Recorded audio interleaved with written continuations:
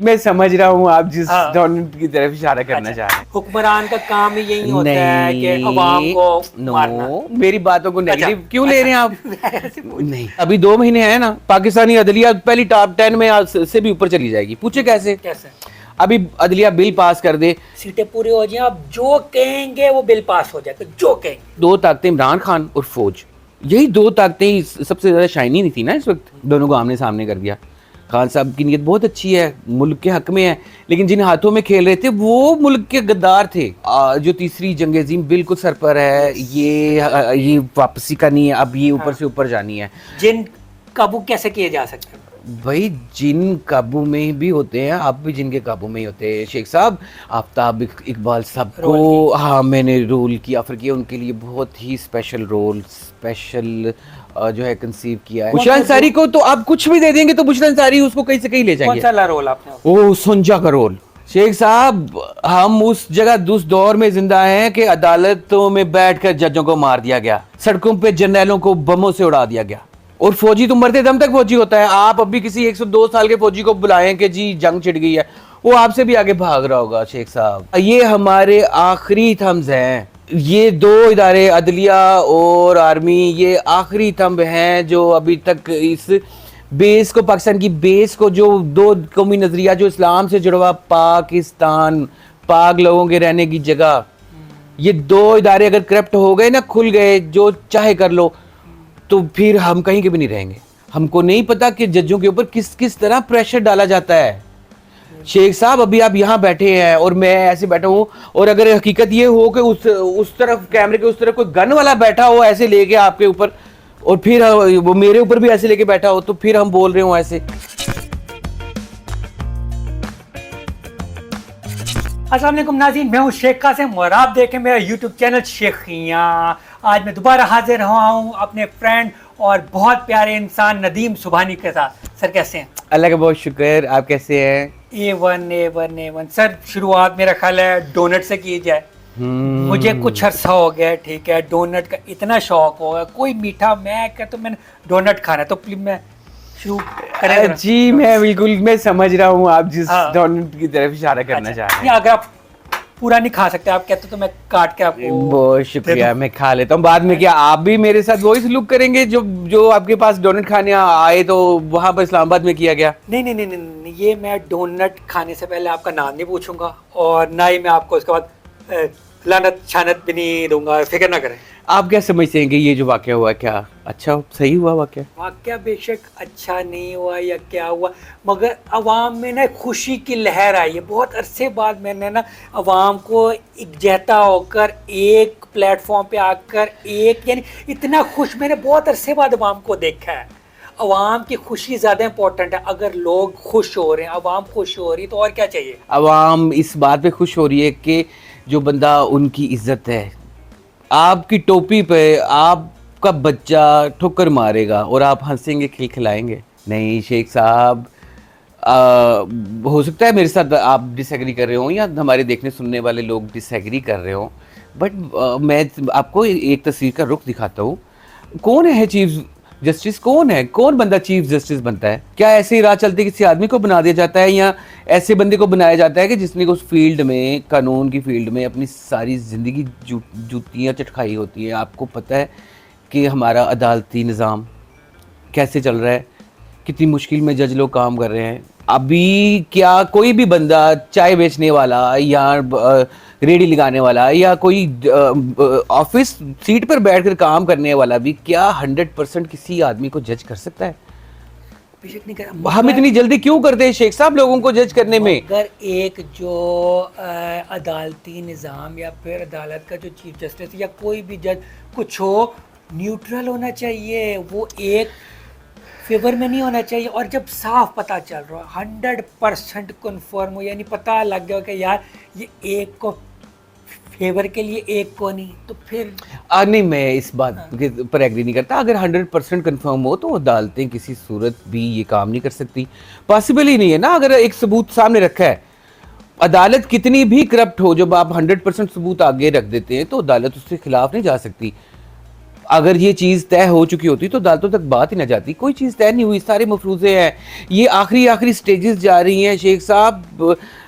ये अब वो 5th जनरेशन वार से भी आगे चल गई बात, ये जनरेशन Z वार चल रही है अब। मुझे पता कम से कम उन लोगों को ये तो अंदाजा होना चाहिए कि यार लोग, ठीक है, लोग किसको पसंद करते हैं किसको नापसंद करते हैं ये पता चल गया या अभी भी नहीं पता चल रहा? नहीं, उन बाकी लोगों को ये भी पता होना चाहिए कि अपने सीनियर, अपने बुजुर्ग जो आपके मुल्क की इज्जत है उसको इस तरह आप जलील नहीं कर सकते। मगर एक बंदे के देखो नो उसको पता तो होना चाहिए ना कि उसको लानत क्यों पड़ रही है। नो शेख साहब, हम इस ऐसे रवैये को अप्रिशिएट नहीं कर सकते शेख साहब। आई एम सॉरी, ये वो चीज़ नहीं है कि हजरत उमर मस्जिद में बैठे हैं और कोई बंदा उठ के कह रहा है कि भाई आपने ये चादर दो कैसे, ये तो एक ही थी, आपने ये लिबास कैसे पहन लिया। वो जो बंदा बैठा हुआ था ना वो भी उसी दर्जे का ही था। यहाँ जो बच्चा था क्या वो मेंटली तौर पर मेच्योर है, क्या वो इस कंडीशन में है कि वो फैसला कर सके? सिर्फ एक सोशल मीडिया पर आई हुई मुहिम के ऊपर, लोगों के बताने के ऊपर वो किसी बंदे को नंगा नहीं कर सकता। वैसे वो है किधर पता है आपको? कौन? दूध जहाँ होना चाहिए उधर ही होगा। वो गायब हो गया। नहीं गायब नहीं हो गया होगा, उसको समझाए जाएंगे। देखे शेख साहब, आप अगर मेरे नाक पर बार बार ऐसे करते जाएं, चलो मैं उल्टा कह देता हूँ, शेख साहब आप बैठे हैं, मैं आपके नाक पे बार बार ऐसे करूं और आप मुझे कहें कि यार नहीं किया कर दो, नहीं किया करो ऐसे, सुबह नहीं बातें वैसे किया करो, यूं ना किया करो यार, ऐसे यूं ना किया करो, मैं अब ना बाज आऊं तो फिर आप एक बार मैं ऐसे करने लगूं और आप मेरे नाक पे मुक्का मार के मेरा नाक मुलायम कर दे, जो सारे बाकी भी लोग भी बैठे होंगे ना वो भी आपको कहेंगे शेख साहब देखिए ये सबक सिखाना बहुत जरूरी होता है। आपको पता है एक टाइम हुआ करता था, ठीक है, हुक्मरान ऐसे हुआ करते थे कि उन्हें अगर रियाया एक लफ्ज भी को बुरा या कुछ कह देना वो अपनी हुक्मरानी छोड़ दिया करते थे। बिल्कुल गलत कह रहे हैं आप, ऐसे हुक्मरान कभी भी नहीं आए, कभी भी नहीं है। बताएं, मुझे मिसाल दे दें कि भाई हिस्ट्री में भी नहीं आए, नहीं आए, कभी भी नहीं आए ऐसे लोग। हाँ, ऐसे हुक्मरानों की मिसालें मैं आपको हजारों दे सकता हूँ कि अगर किसी बंदे ने उनके आगे कोई बात की है तो उन्होंने उस ना सिर्फ उसको बल्कि उसके खानदान को ही तह तेग कर दिया है। हुक्मरान का काम ही यही होता है कि अवाम को मारना। मेरी बातों को नेगेटिव क्यों ले रहे हैं आप? नहीं, मैं नहीं, ऐसा नहीं है, मैं यही तो कह रहा हूँ कि हमको ये सोचना है, हम मतलब अपने ही बाप के हवाले से इतना जहर भर दिया, अपने ही जो मेरा चौकीदार है, जो जिसने मेरी हिफाजत की हुई है। याद रखें पाक फौज दुनिया की वाहद फौज है जो बाहर के साथ साथ अंदर भी 50 महाजों पे फाइट कर रही है। दुनिया में जितनी भी दूसरी अफवाज है ना वो सिर्फ जुग्राफियाई हदूद की हिफाजत कर रही है, और जो पाक फौज है ना वो अब हमारी नजरियाती हदूद की भी हिफाजत कर रही है। ये मैं बहुत बारीक बात बता रहा हूँ, देर नहीं है, अवाम करप्ट हो चुकी है, हमारे जहन इतने आजाद हो चुके हैं कि आज अगर अदलिया जो कि हमारे आपको मुझसे ये पूछना चाहिए था कि अदलिया इतने निचले दर्जे पर क्यों आती है ग्राफ में? एग्जैक्टली तो मुझे बताएं, मैं बताता हूँ आपको। ये वकीलों का काम, ये अदालत का काम है ना, ये अपने ये जो इमेज है जो उनका खराब हुआ उसको बचाना। रातों रात ठीक हो जाएगा इमेज कैसे? इसी साल अभी 2 महीने है ना, पाकिस्तानी अदलिया पहली टॉप 10 में से भी ऊपर चली जाएगी। पूछे कैसे? अभी अदलिया बिल पास कर दे गे मैरिजेस का, लेस्बियन मैरिजेस का, LGBT कवानीन का, मुल्क में जो है हर तरह की जिनसी आज़ादी का, शख्सी आज़ादी का, आप देखें रातों रात हम पहली 3-5 अदालतों में खड़े हो जाएंगे।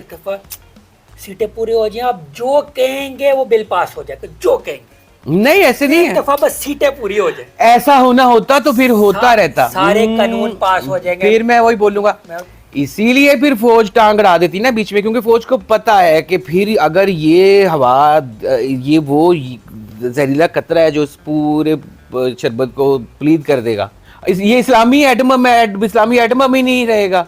इस्लामी मुजाहिद जो बच्चे हैं जिन्होंने इस्लाम की हिफाजत करनी है, इस्लाम का जो इस्लाम के कले की दीवार बनेंगे, वही बच्चे खुद ही उस दीवार को तोड़ेंगे। तो ऐसे वक्त में पाक फौज रेजिस्ट करती है। आप जो चाहे लोग मेरा मजाक उड़ा रहे हो या मुझे कोई ये समझ रहे हो कि मैं जानिबदार हूँ, किसी सूरत मैं किसी फौजी का जानिबदार नहीं हूँ, मैं फौज का जानिबदार हूँ, इसलिए कि मैं पहले भी बता चुका हूँ कि पाकिस्तान इस्लाम का कला है और पाक फौज इस कले की हिफाजत कर रही है, ये दीवार है। अगर कोई फर्ज करे किसी के साथ आपको इख्तिलाफ भी है तो भाई वेट, सिस्टम ऐसा है कि वो आगे चला जाएगा। और अगर दूसरी बात कि आप अपने इदारों पर एतमाद क्यों नहीं करते? क्या आपके ख्याल में जो चीफ जस्टिस को आपने कटहरे में खड़ा कर लिया या आर्मी चीफ को कटहरे में में आप करते हैं? पिछले बाजवा साहब को के साथ भी यही सीन हुआ था ना, प्रदेश में बैठे हुए थे और एक बंदे ने जाके उन्हें जलील कर दिया सिर्फ किसी के बहकावे में आकर या किसी के कहने पर। यार एक बंदे ने पूरी जिंदगी प्रोफेशनल गुजारी है, एक इंतहाई इज्जत और वकार के साथ गुजारी है, सबसे ग्रेसफुल था, सबसे शाइनी था, सबसे जीरक था, इसीलिए तो इतनी ऊपर आया। आपके ख्याल में ये जो फौज में जो लोग तरक्की करते हैं ऐसे ही आम से ही लोग होते हैं?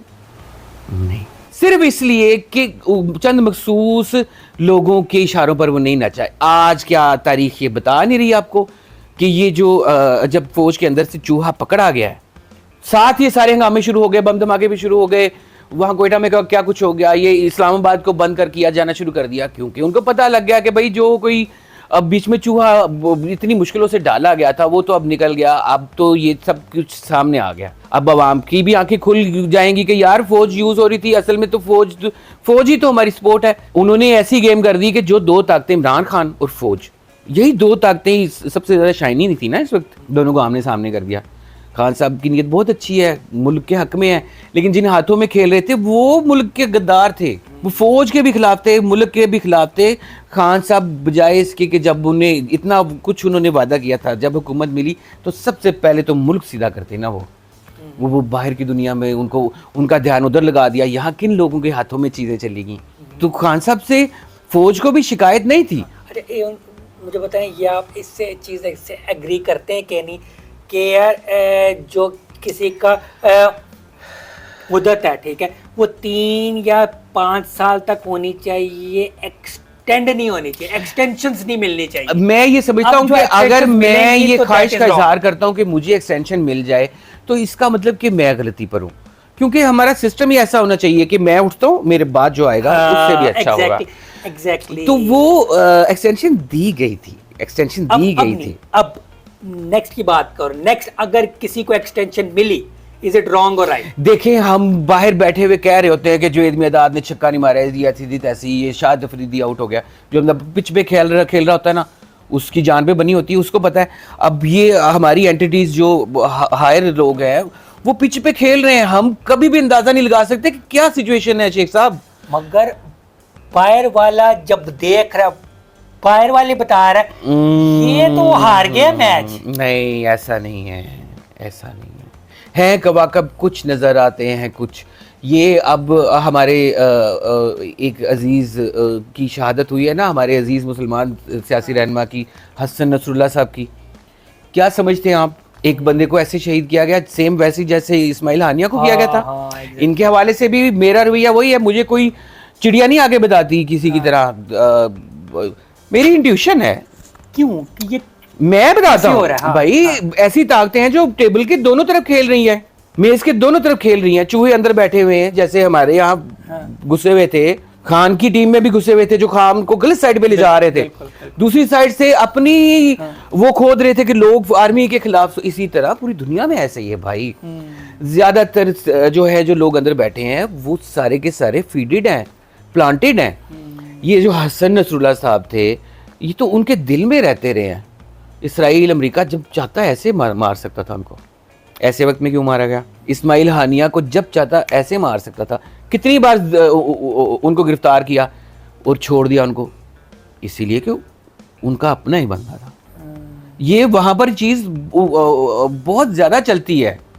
हमारे अपने मुल्क में जो लोग इमरान खान के साथ थे, खान साहब के साथ, एक सच्चे मुसलमान है खान साहब। अगर उनकी सेक्सुअल आप आज़ादी की बात करें तो थोड़ी बहुत, क्योंकि आज़ाद रवी में उन्होंने ज़िंदगी गुजारी थी, लेकिन वो एक अच्छे मुसलमान हैं, सच्चे मुसलमान हैं, इबादत गुजार भी हैं। और वो शादी उन्होंने इसीलिए की थी ताकि ज़िना से बचे ना, तो हमें इस चीज़ को अप्रिशिएट करना चाहिए। तो लेकिन खान साहब के आसपास वाले लोग कैसे थे? कहाँ गई वो सारी बातें, वो सारे वादे कहाँ चले गए? वो सारी चीज़ें कहाँ चली गई? अब खान साहब को सोचने का मौका मिला होगा ना, तन्हाई में बैठे होंगे, तो खान साहब सोचें कि खान साहब को किसका हाथ बनना है। खान साहब हर मैच में कैप्टन नहीं हो सकते, you can not be captain. कोई ना कोई मैच ऐसा होता है जिसमें आपको या तो नाइब कैप्टन बनना है या आपको फील्डिंग करनी है। अब आखिरत में भी क्या खान साहब हर टीम में कैप्टन ही बन के बैठेंगे? नहीं, बहुत सारी ऐसी जमातें होगी जहां खान साहब की औकात बहुत ही छोटी होगी। और ये पिंडी का ये जो जलसा हुआ है इसके बारे में क्या? पिंडी के जलसे की मुझे ज़्यादा तफसील नहीं पता, मैं तो बिल्कुल इन चीज़ों में इंटरेस्ट नहीं लेता, लेकिन मुझे इतना पता है कोई भी अगर ऐसी एंटिटी है, कोई भी ऐसी ताकत है जो सिस्टम को फ्रीज कर रही है, तो वो सिस्टम के लिए करप्शन पैदा कर रही है। वापस जाऊंगा मैं, तारुल कादरी साहब कहाँ हैं? तारुल कादरी साहब वो जो एक बार आए थे, मुल्क को फ्रीज कर दिया था उन्होंने, इस्लामाबाद को फ्रीज कर दिया था, कहाँ है उनके क्या उनकी सारी वो तकलीफें दूर हो गई? बच्चियों, लोगों के बच्चियां मरवाने के लिए आए थे क्या वो, हुकूमत को ब्लैकमेल करने के लिए? इसी तरह ये लोग भी आए हैं, जब जिसका दिल चाहता है। आप मुझे शेख साहब 5 अरब दें, इस्लामाबाद में आपको ब्लॉक करके देता हूँ, सिर्फ 5 अरब दे दें मुझे, पूरा इस्लामाबाद ब्लॉक कर दूंगा, इन लोगों से भी ज्यादा लोग ले आऊंगा, क्योंकि इन्होंने तो अपने भी खांचे रखने होते हैं, मैं अपना खांचा नहीं रखूंगा। सारे लगे तो 2-2, 3-3 हज़ार देते हैं, मैं 10-10 हज़ार दूंगा। आप देखें इस्लामाबाद भर जाएगा, पूरा बंद हो जाएगा। दूसरे जो कुछ ताकतें हैं, उनके अपने ही बच्चे हैं, उनको खाना नहीं देंगे अगर वो वहां नहीं जाएंगे तो उन्होंने भी जाना है। बट लेकिन ये उनको ये सोचने की जरूरत है कि यार हमने जब एहतजाज करना होता है, अगर मुझे गुस्सा आएगा तो मैं अपने गला दबाऊंगा, अपने मुंह पर थप्पड़ मारूंगा, अपनी आंखें नोच लूंगा क्या? अगर किसी की किसी भी चीज पर गुस्सा है तो आप मुल्क को तो भाई नुकसान नहीं दे सकते। आपको कोई तरीका ऐसा निकालना है एहतजाज करने का, और उसके बहुत सारे प्लेटफॉर्म्स हैं अब तो।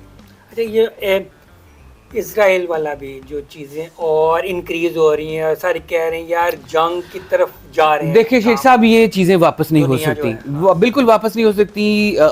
जो तीसरी जंग अज़ीम बिल्कुल सर पर है, ये वापसी का नहीं है, अब ये ऊपर से ऊपर जानी है। बहुत सारी ऐसी चीज़ें ये सामने है कि ये चीज़ें वापस नहीं जाएंगी। लुबनान में भी जो कुछ हुआ, अभी भी इस वक्त भी सारी चीज़ें,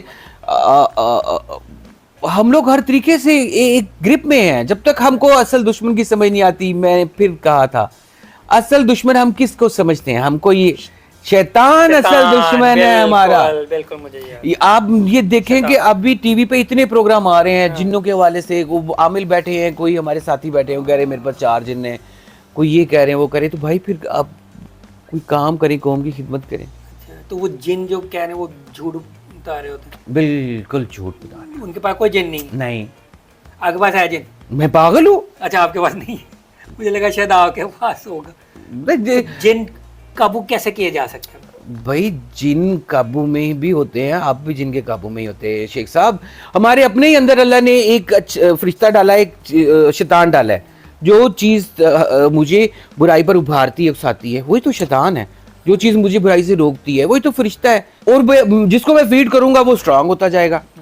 अगर इसीलिए तो हम ये तहरीक चलाए हैं। अगर मुझे आसपास शहवत की चीज़ें मिल रही हैं, अगर मुझे फिल्मों में ऐसे हीरो मिल रहे हैं जो चोरी चिकारी भी करते हैं, जना भी करते हैं, शराब भी पीते हैं, हर बुरा काम भी कर रहे हैं, फ्रॉड भी कर रहे हैं, और वो उसको एज फन के तौर पे दिखा रहे हैं, तो मेरा वो शैतान स्ट्रांग होता जा रहा है। मैं भी आम जिंदगी में भी फ्रॉड भी करूँगा, चोरी चिकारी भी करूँगा, जना भी करूँगा, और मेरा वो स्ट्रांग वीक हुआ है अच्छाई वाला पहलू। अगर हमारी फिल्म में आसपास मुझे ऐसी मिसालें हैं, मेरे उस्ताद हैं, मुझे मूवीज़ में ऐसे नमाज पढ़ते हुए लोग दिखाई दे रहे हैं, बुराइयों से लड़ते हुए लोग दिखाई दे रहे हैं, मौका मिलने पर भी बुराई से अपने आप को रोकते हुए दिखाई दे रहे हैं, तो मेरे अंदर भी अच्छाई पैदा हो रही है। मेरा बाप मेरे सामने कहता है कि नहीं नहीं बेटे, बाहर अंकल आए तो झूठ ना बोलो उसको, मैं हूँ कोई बात नहीं, मेरी तबीयत खराब है, मैं उठ जाता हूँ, झूठ नहीं बोलना आपने फ़ोन पे, बेटे झूठ ना बोलना, बेटे कोई बात नहीं, अब लेट हो गया। अगर मेरे बाप ने मुझे ये सिखाया, वो मेरी अच्छाई स्ट्रांग हुई है।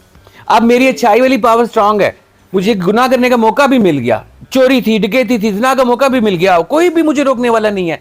तो मेरा वो जो शैतान कह रहा है कि कर गुजर नदीम, कर गुजर, ये तो इतना अच्छा मौका है ये वो, बट वो जो मेरी स्ट्रांग फीडेड, जिसको मैंने फीड किया हुआ अच्छाई की ताकत, वो कहेगी नहीं पागल, गंदा हो जाएगा, नापाक हो जाएगा, चोरी है, तूने इतनी मेहनत से इतनी तनख्वाह ली है, या तो अब इतना तू बीच में डाल लेगा तो करप्ट हो जाएगा, तूने इतनी मेहनत से ये काम किया है, तूने ये तिजारत की है, तूने दूध 20 भैंसों का धोया है, और अब तू बेचने जा रहा है और बीच में तुम पानी डाल रहे हो, तुमने 20 वाला भी गंदा कर लिया। तो मेरी अच्छाई वाली मुझे रोकेगी, और अगर मैंने उसको फीड किया होगा नमाज से, अच्छाइयों से, अच्छी चीज़ें देख कर, तो मैं कहूँगा नहीं बुरी बात, ये तो नहीं मैंने काम करना, वो जो मेरी बुराई है और भी वीक हो जाएगी। एक वक्त ऐसा हो जाएगा कि वो भी शर्मिंदगी में मुझे अच्छाई पर उकसाना शुरू कर देगी, कि चलो अच्छा करते हैं। हमारे नबी करीम सल्लल्लाहु अलैहि वसल्लम से जब किसी ये पूछा गया शैतान के हवाले से कि आपके पास भी आपके साथ भी शैतान है, तो आपने कहा मेरे साथ भी शैतान है, मगर मैंने उसको मुसलमान कर लिया है और अब वो भी मुझे अच्छाई पर ही उकसाता है।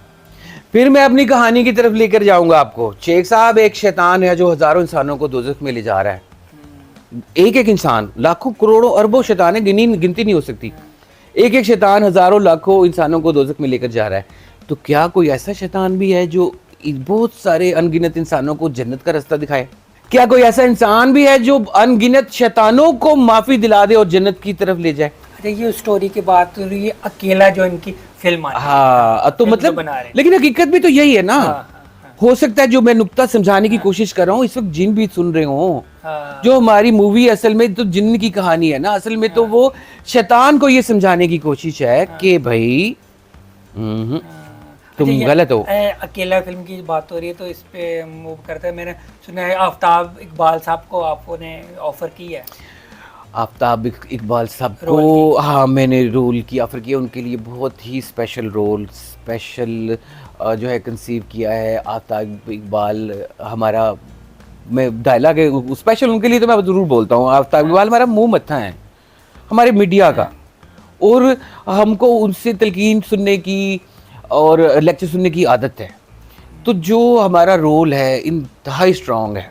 क्वीन मैरिया के अगेंस्ट एक गेम चेंजर किस्म का रोल है, जो कि तलकीन भी करता है, समझाता भी है, क्वीन मैरिया के सामने डट जाता है अल्लाह के लिए, तौहीद के लिए, यहाँ तक कि उसको पत्थर बना दिया जाता है।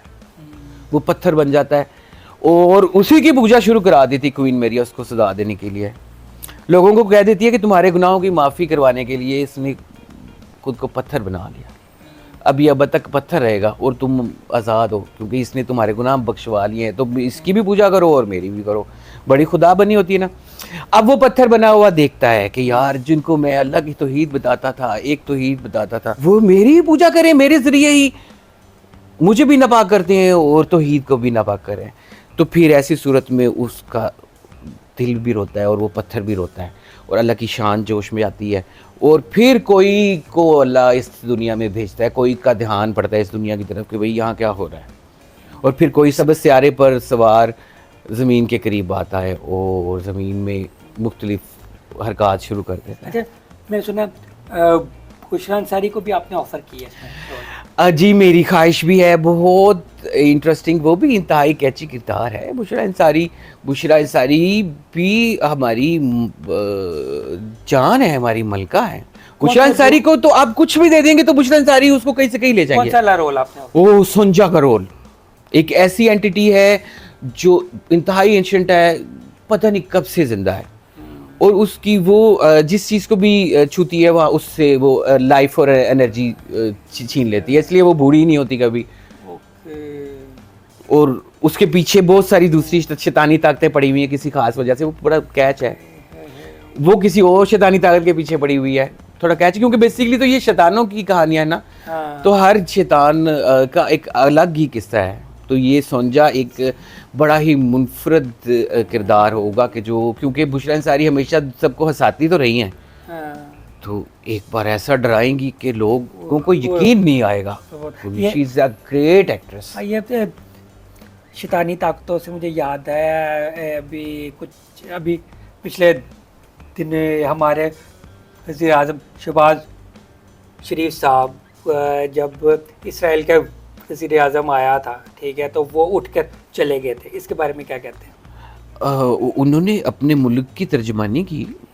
अगर वो बैठे रहते तो हम फिर शोर मचाते, अगर वो उठ कर चले गए तो फिर भी हम में से कुछ नहीं शोर मचाया होगा। अगर बैठे भी रहते तो ठीक था, क्योंकि भाई अपना हमने स्टैंड, अपना मौका तो देना ना, मौका वो बैठ कर ही देंगे ना। आप मतलब शेख साहब आप स्टैंड कैसे ले सकते अगर आप सामना ही नहीं करेंगे किसी का? तो अच्छा, अगर बैठते भी वो तब भी ठीक था, बैठकर भी अपना मौका दिया जा सकता था। उन्होंने दूसरा तरीका इख्तियार किया, वो भी ठीक है कि उन्होंने वॉकआउट कर दिया कि भाई अब इनकी तो हम एंटिटी को तस्लीम ही नहीं करते, ऊपर से इतना कुछ कर रहे हैं, तो हम अगर बैठे रहते तब भी ठीक था।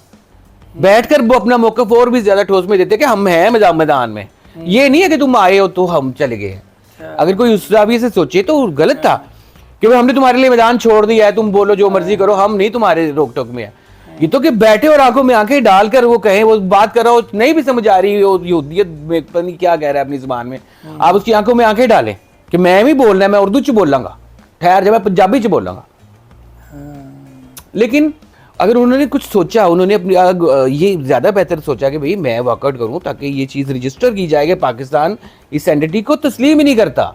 बरज़ख सीरीज को ना अवार्ड मिला है, उसके बारे में क्या कहेंगे? हाँ कुछ सुना है एशियन वगैरह अवार्ड में, जाहिर है वो एक उन्होंने रिएक्शन की वजह से उनको उनकी हौसला अफजाई की है कि भी कोई बात नहीं, आपका मुल्क, आपका दीन, आपका मज़हब आपको सपोर्ट नहीं भी कर रहा तो हम आपके साथ हैं। दूसरे लोगों को पैगाम दिया गया कि आप भी बनाएं इस तरह की फिल्में, हम आपको सपोर्ट करेंगे।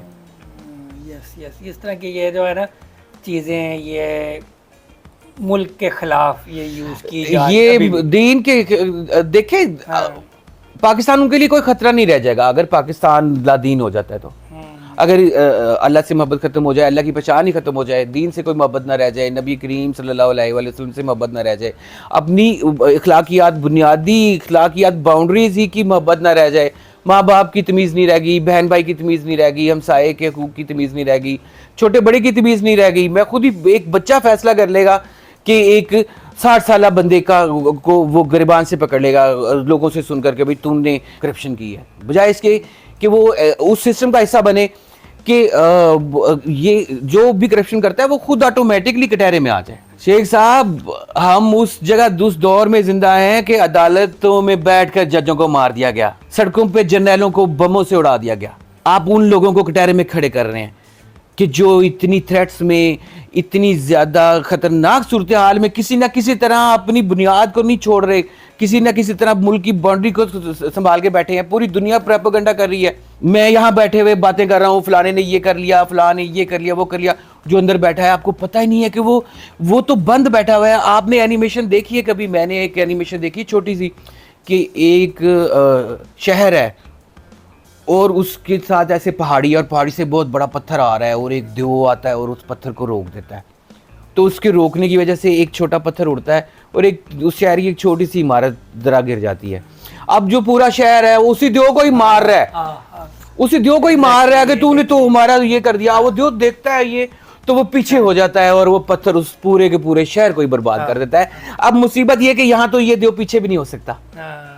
जिनको आप खलाई मखलूक कह रहे हैं वो आपके अपने बच्चे हैं, आपके अपने बाप हैं, ये बाहर से नहीं है। इसी फौज में कितने जर्नैल मुल्क से बाहर चले गए। मैं आप आए मेरे साथ, मैं आपको 50, 100, 150, 1000 जर्नैल दिखाऊं बूढ़े कि जो जो जो इधर ही फिरते हैं, जो 2-2, 3-3 घंटे अपनी गलियों में वॉक कर रहे होते हैं। सिर्फ अपने घर के नहीं, पूरे पूरे मोहल्लों के वो चौकीदार बने हुए होते हैं। सारे जर्नैल, सारे जज इस तरह के नहीं है। मुझे पिछले दिनों एक ना रिटायर्ड फौजी अफसर मिला, ठीक है। उसने मुझे एक बात बताई, मुझे बड़ी क्लिक की, मुझे बहुत बड़ा ज़बरदस्त। मैंने कहा यार बात इसने बड़ी अच्छी की है। बात क्या थी? कहता है कोई अगर आपको पुलिस वाला या रिटायर्ड फौजी जॉब करता मिले ना, उसकी रिस्पेक्ट करो, क्योंकि पूरी लाइफ वो काम करने के बाद, ठीक है, उसने अपने उस पे में से ही गुजारा किया कि वो अभी भी जॉब कर रहा है। बिल्कुल। वरना अगर वो करप्शन से पैसे कमाए होते तो इस टाइम को बिजनेस या फिर बाहर होता, कहीं जॉब ना कर रहा होता। This is a very bitter fact कि जो सिर्फ जानने वाले जानते हैं कि आर्मी में फौजी ऐसे वक्त में रिटायर हो जाता है जब उसे सबसे ज़्यादा सपोर्ट की ज़रूरत होती है। इदारे की तरफ से भी, बच्चों के हवाले से भी और अपनी ज़िंदगी में भी। बच्चे इस स्टेज पर होते हैं कि स्कूलिंग, कॉलेजिंग स्टार्ट होने वाली होती है और वो रिटायर हो जाते हैं। तो फिर भी इसीलिए जो है फौज ने बहुत सारे इदारे ऐसे बनाए हैं जो ना सिर्फ मुल्क की मईशत की भी स्ट्रॉन्ग कर रहे हैं, वो फौजियों की ज़रूरतें भी पूरी कर रहे हैं, बल्कि रिटायर्ड फौजियों को भी किसी न किसी तरह एडजस्ट करते हैं।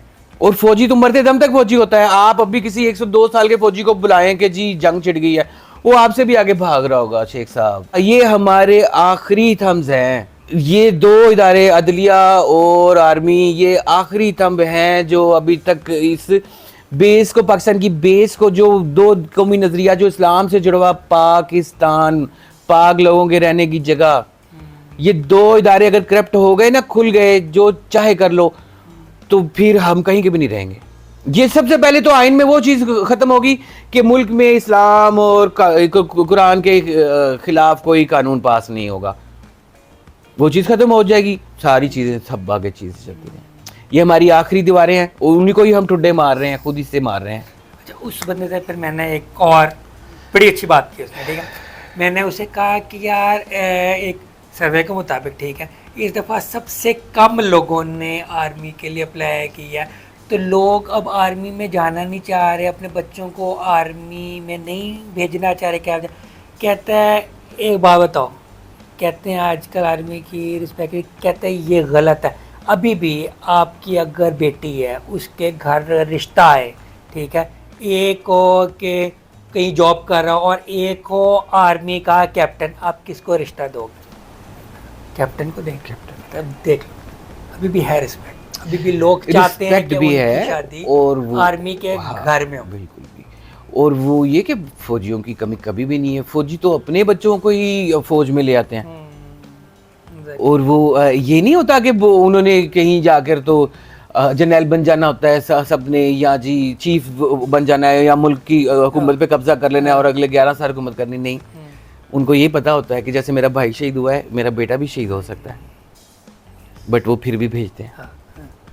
ये ना आप देखें, मुल्क के लिए शेख साहब हम लोगों ने बड़ी कुर्बानियाँ दी हैं, पुलिस ने कुर्बानियाँ दी हैं, अदलिया ने कुर्बानियाँ दी हैं। हमको नहीं पता कि जजों के ऊपर किस किस तरह प्रेशर डाला जाता है। शेख साहब अभी आप यहाँ बैठे हैं और मैं ऐसे बैठा हूँ, और अगर हकीकत ये हो कि उस तरफ कैमरे के उस तरफ कोई गन वाला बैठा हो ऐसे लेके आपके ऊपर, और फिर वो मेरे ऊपर भी ऐसे लेके बैठा हो, तो फिर हम बोल रहे हो ऐसे। और एक मुसलमान होने के नाते शहादत का दर्जा तो सबसे बुलंद है। शहादत का दर्जा सबसे बुलंद है, सीधी सी बात है। ये तो हमारे नबी करीम सल्लल्लाहु अलैहि वसल्लम का फरमान है। एक फौजी जिसने एक रात अपने वतन के लिए, अपने दीन के लिए अल्लाह के रास्ते में जाकर गुजारी है, एक जाहिद मेरे जैसा नहीं, इबादत गुजार जाहिद आदमी की 70 साल की जिंदगी से भारी है। तो मुझे बताएं, तो मैं तो अभी पैदा ही नहीं हुआ एक आम फौजी के हवाले से भी।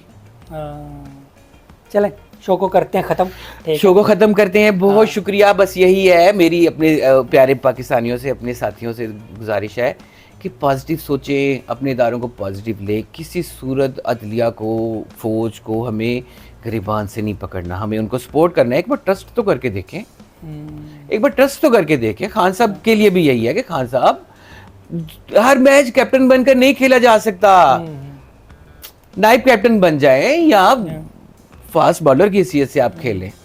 बिल्कुल ठीक है, बिल्कुल।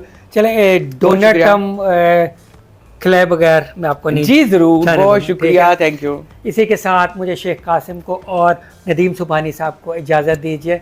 अल्लाह हाफ़िज़।